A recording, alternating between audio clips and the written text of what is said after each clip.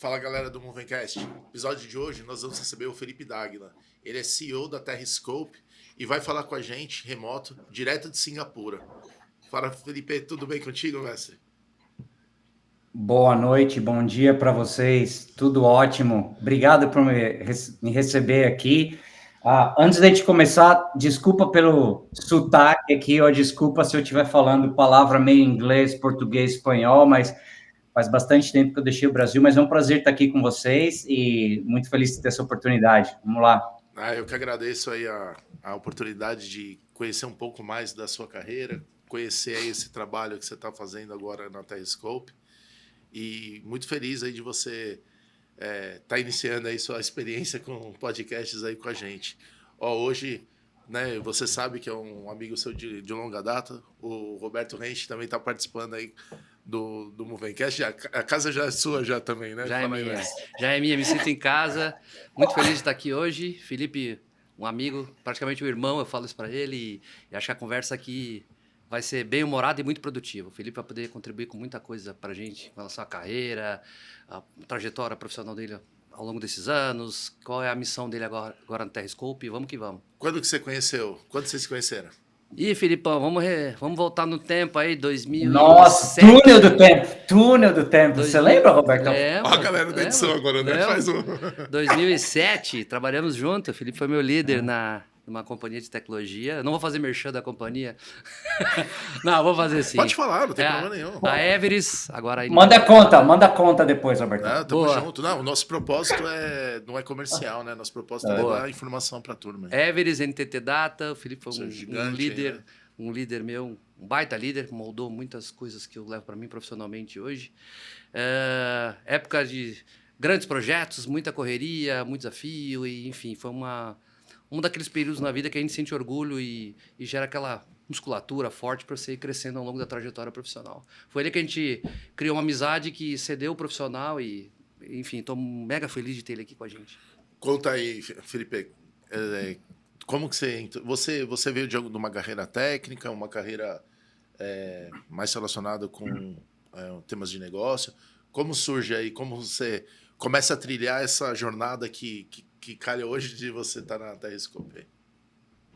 Então, difícil, pensando onde começar, né, para contar essa história, e parece aquelas perguntas de entrevista, né, puta, onde eu começo contando e tal, mas eu vou voltar um pouquinho mais atrás, assim, acho que, porque hoje, quanto mais você trabalha, mais você fica experiente, mais o tempo te dá experiência, você consegue conectar esses pontos na sua vida, na sua carreira, como as coisas te formam, né?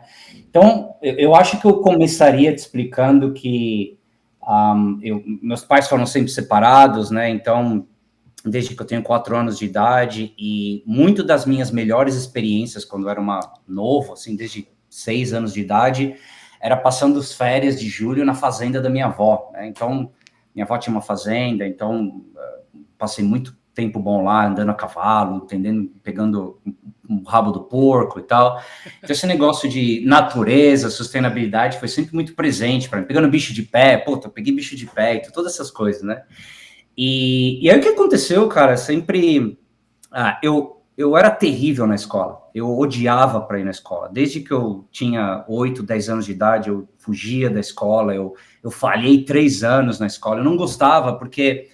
Quando os meus pais se separaram, meu pai, ele era tinha uma empresa pequena de assoalho de madeira. Sim. Então, ele vendia assoalho de madeira e instalava. Quando eu terminava a escola, eu ia para o escritório dele. E aí, quando eu chegava lá e tal, eu odiava a escola, e eu via meu pai fazendo coisas que eu não via na escola. Então, meu pai estava fazendo o quê? Estava fazendo vendas, marketing, estava fazendo calculadora, HP e tal, e aí eu falava, puta, por que eu tô perdendo tempo lá na escola, ninguém me ensina essas merdas? Então eu chegava na escola no dia seguinte, puto da vida, por que eu tenho aula de desenho geométrico? Colocava o compasso lá, puta, pra que eu vou fazer isso aí, né? Não adianta pra nada e tal. Então eu era terrível, eu falei 3 anos na escola e tal, e aí eu pela vida pessoal e tal, muitas dificuldades que eu tive, falei assim, poxa, eu cheguei em um momento que eu falei, eu preciso fazer dinheiro. Simplesmente assim, eu preciso fazer dinheiro porque eu quero sair de casa, não gosto da escola. E eu tinha 17 anos. E aí, o que acontece? Quando você tem 17 anos no Brasil, vocês conhecem muito bem, né? É aquela período do exército. Sim. Então, nenhuma empresa quer te contratar. Né? Porque fala, pô, se eu contrato o cara e ele vai para o exército, eu tenho que continuar pagando salário. Então, ninguém te contrata. Então, acho que o primeiro momento da minha carreira, de pessoas que eu admiro muito forte, assim, eu conheci um dos meus primeiros mentores técnicos, né? Que o nome dele é Alexandre Porcelli. Ele foi um dos mais novos a ser certificado a Visual Basic pela Microsoft há muitos anos atrás, e eles me deram uma chance. Então eu comecei a trabalhar como engenheiro de software no Millennium Bug, UI2K, né? Você lembra? Quando tinha toda aquela história, ano 2000 vai chegar, todos os computadores vão parar no mundo, 00 e tal, que até hoje falam que isso era uma puta de uma mentira, né? Falam que isso aí era coisa que a IBM, muitas empresas queriam fazer dinheiro e tal, mas aí foi o meu primeiro trabalho, eles me pagavam por linha de código. No Bug do Millennium. Bug do Millennium. Lembra do Bug do Millennium? Sim. Isso daí foi bem presente. Nossa, então era tudo aquilo e tal, fim do mundo, vai acabar, você vai tirar, vai no banco lá no ATM, lá no caixa não vai sair, e eles me pagavam por linha de código. Então, eu ganhava 2 centavos por linha de código. Puta, muito ineficiente, né? Você fala hoje, você vai trabalhar em engenharia, engenheiro de software, pagar por linha de super ineficiente. E aí... Pô, mas você tava mais barato que uma AI hoje em dia. Fazendo a conta não era um mau negócio. Cara, não era mal, né, Robertão? Se eu te falar a quantidade de gente que ganhou muito dinheiro com isso. Não, muita A gente. galera que era de COBOL. Meu, COBOL. Deitou Natural Adabas. DB2. Betinho, conta aí para quem é mais novo aí, o que era essa dificuldade do bug do Millennium que ele está comentando? Na verdade, cara, sempre se vestiu uma cena de que os sistemas não estavam preparados para fazer uma virada para os anos 2000. Por causa da data, né? Por causa da data. Se dizia As que era datas isso. tinham 2 caracteres só, né? 2 caracteres. Isso. O ano 4 dígitos, os sistemas globalmente não estavam preparados. E aí o mundo começou a se preparar muito tempo antes, na verdade. Você olhava a matriz de risco dos conselhos da época das empresas, já 5, 6 anos antes já tinha uma preocupação. Que, na verdade, se materializou em literalmente nada, não mudou nada. Nada. No dia 1º de janeiro de 2000, o mundo seguiu normalmente e ninguém... Mas vários sistemas precisaram ser revisados para ter o 4 dígitos. Foram de data, revisados, né? mas eu acho que foi colocado um peso excessivo no tema, quando era uma solução que hoje, pelo amor de Deus, né, tecnicamente é trivial falar disso hoje, né? Eu sei, na época talvez não, mas se colocou um final dos tempos para todas as empresas, uma pressão gigante para algo que tecnicamente não era uma grande complexidade, era mais trabalho do que complexo. E assim, entendi. Era uma questão, não tinha muita questão de mais neurônio, esforço do que complexidade. Talvez por isso que era por linha, né? Isso. Tinha que ler Mas o código. Felipe ganhava 2 centavos. Eu tô feliz que ele fez dinheiro nessa época. Fez dinheiro, cara. Paguei minha faculdade, paguei muitas baladas, muitas... É que ele não contou porque um programa desses tem 50 mil, 40 mil linhas, né?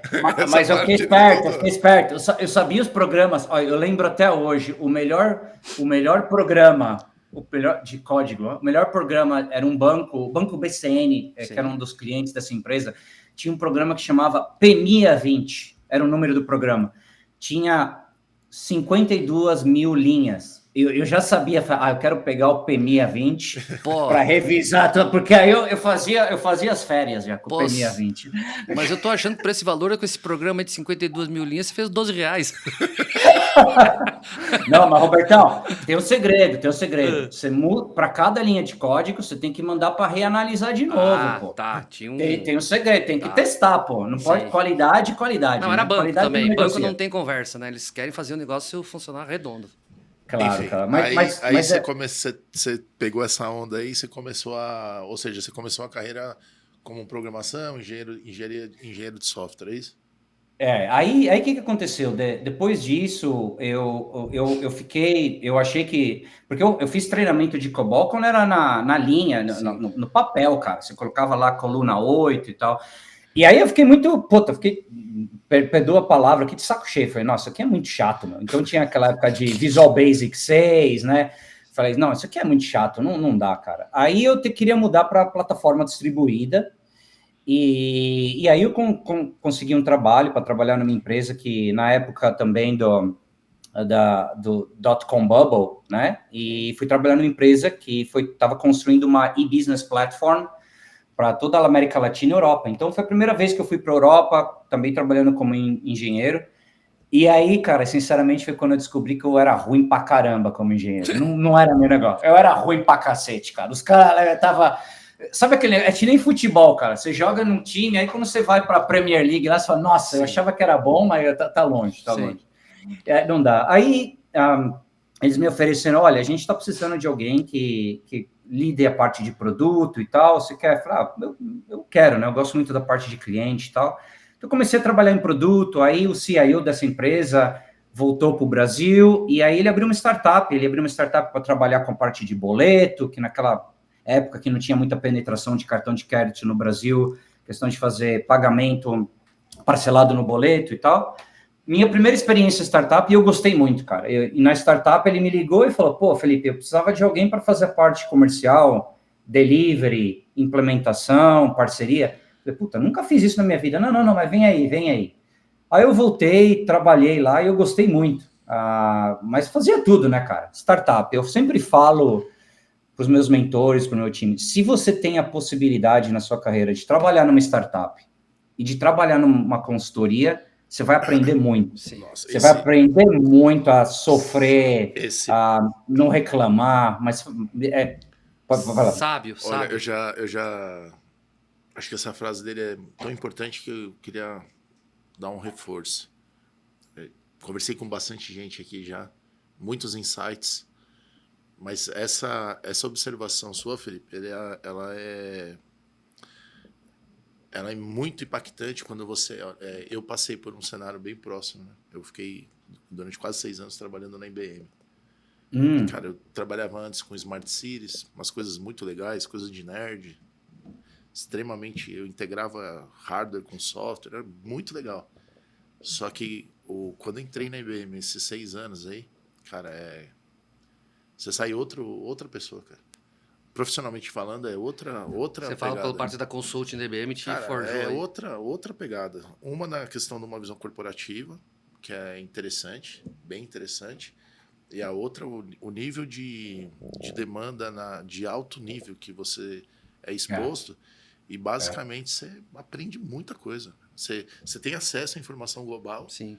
E, ao mesmo tempo, você é colocado lá. O cara chega e fala, então, depois de amanhã tu vai falar lá com o CIO da empresa tal para falar de um tema X. Aí você fala, pô, tem a menor puta ideia do que é isso. Show. Você prepara, organiza. Aí você começa a aprender a ser consultor. Isso. E quando você tem essa habilidade de ser um consultor... Hoje em dia, acho que é uma vantagem competitiva em termos geral no mercado. Para startup, eu acho que ela te ensina, eu já tive o prazer de trabalhar numa também, com sabor de startup, ela te ensina a escassez sob qualquer direção. Aí as duas, né? A consultoria te ensina algo que é o seguinte, perspectiva de cliente. Todo dia você acorda para matar um leão, porque a consultoria ela vive de reputação de entrega contínua e qualidade. Se ela começa a falhar... saber fazer planos, né? Você tem um desafio, você tem que construir.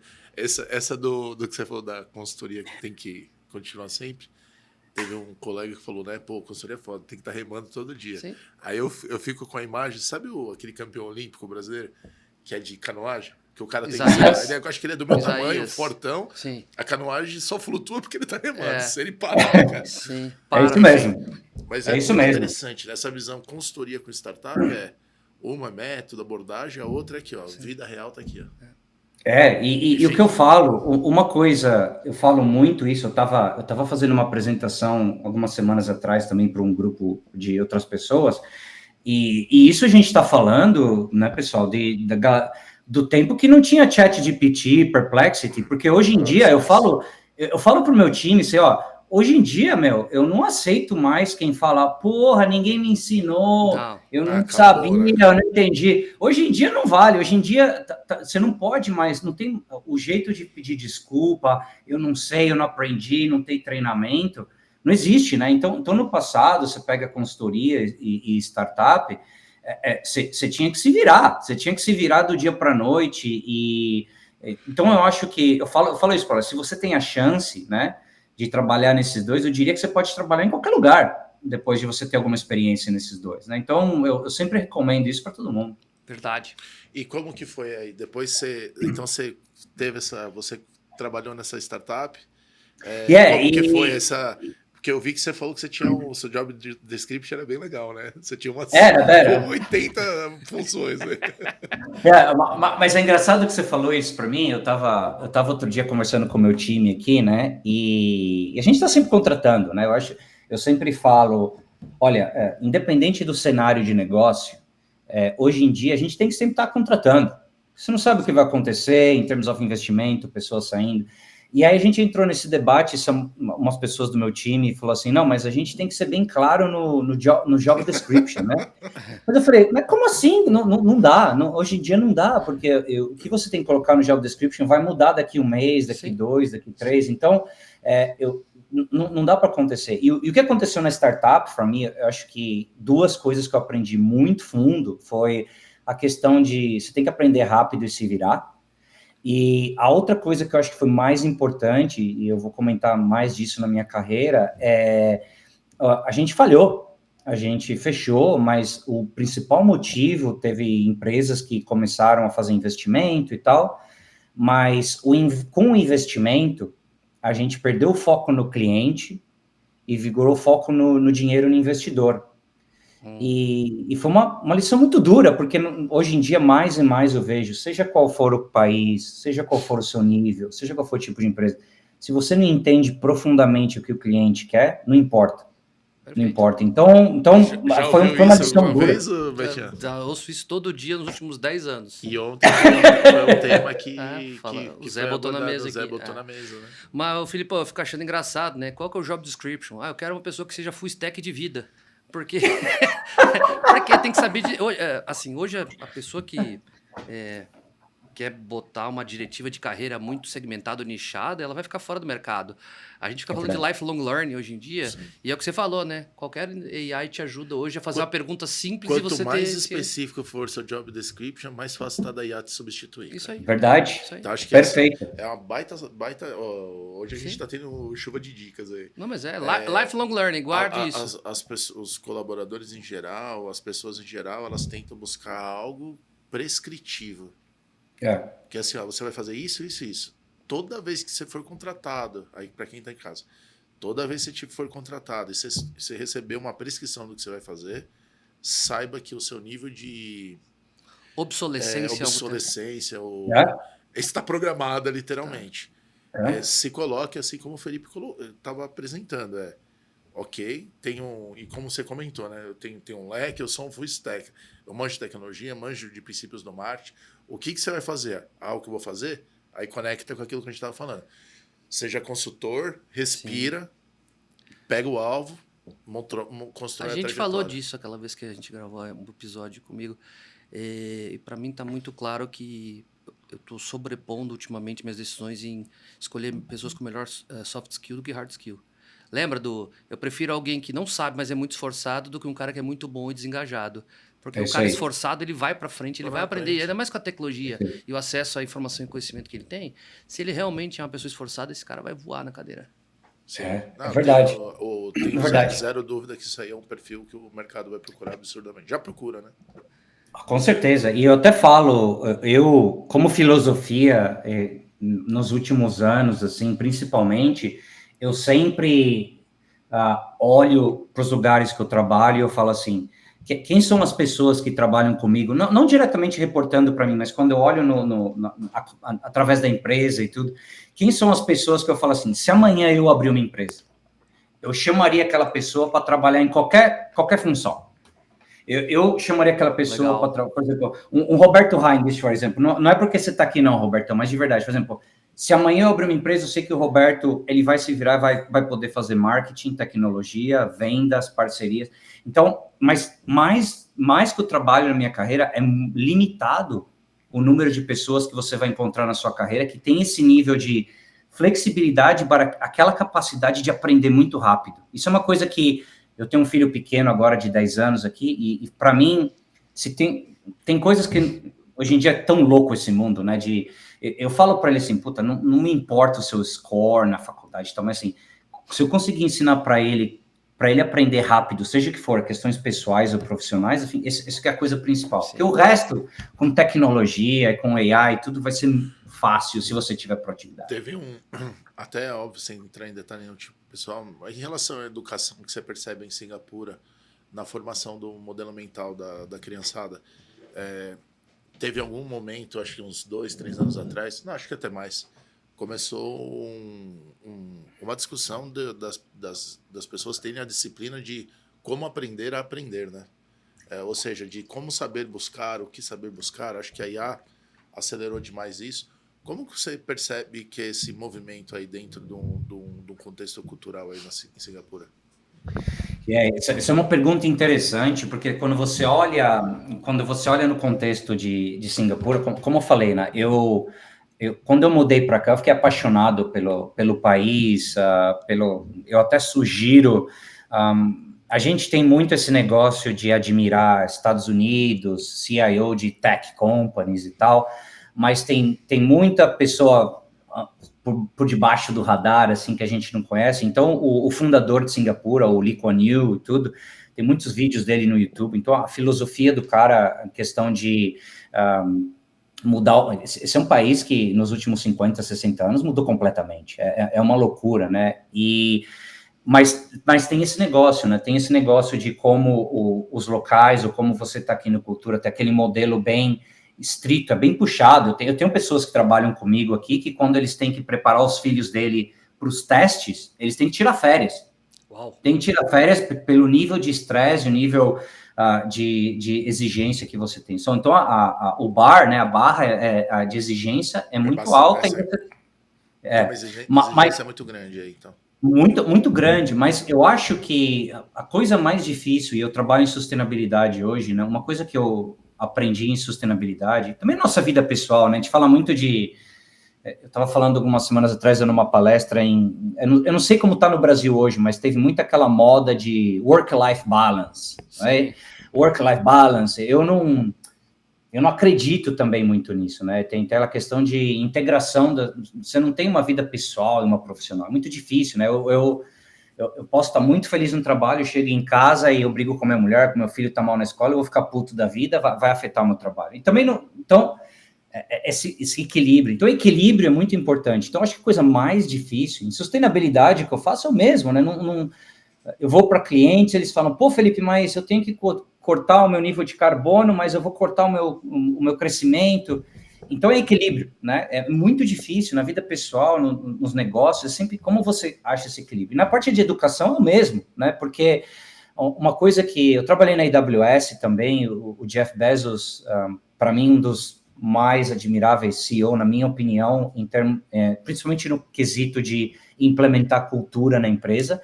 Ele fala learn to unlearn. Como que você aprende a desaprender? Porque... A gente, às vezes, pode ficar vítima do nosso sucesso, né? Principalmente quando você vai ficando mais velho, mais experiente. Pô, me contrataram porque eu fiz isso antes. Então, como que você desaprende? E eu acho que isso é difícil no modelo educacional, né? A minha esposa, às vezes, fala, pô, a gente precisa pagar todo esse dinheiro para mandar nosso filho para uma escola americana ou vamos fazer o estilo Felipe, né? Falha na escola 3 anos, vai trabalhar e se vira, né? Então, eu não sei, eu não tenho a resposta. A gente não vai ter essa resposta. Essa é a pergunta que todo pai gostaria de fazer. Né?